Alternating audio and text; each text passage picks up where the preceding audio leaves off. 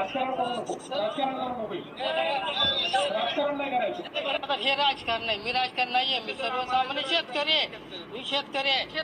महाराष्ट्राचे मुख्यमंत्री देवेंद्र फडणवीस यांचा ओल्या दुष्काळाच्या पाहणीचा दौरा सुरू झाला आणि मराठवाड्याच्या त्या दौऱ्यात ते गेले, हेलिकॉप्टर मधून उतरले, त्यांच्या बुटाला चिखल पण लागला नाही. दौरा संपूर्ण झाला आणि एका शेतकऱ्यांनी त्याच्या हातातोंडाशी आलेला घास गेला म्हणून महाराष्ट्राचे मुख्यमंत्री आले, हे आपल्याला काहीतरी मदत जाहीर करतील, आपल्या पुढच्या वर्षभराच्या खाण्यापिण्याचा प्रश्न आहे म्हणून त्या शेतकऱ्यांनी विचारलं, साहेब आता तरी तुम्ही मदत जाहीर करा, हे किती मदत देणार आहे. त्यावेळेला मुख्यमंत्र्यांचं उत्तर होतं, ए बाबा राजकारण नको करू, ए बाबा राजकारण नको करू.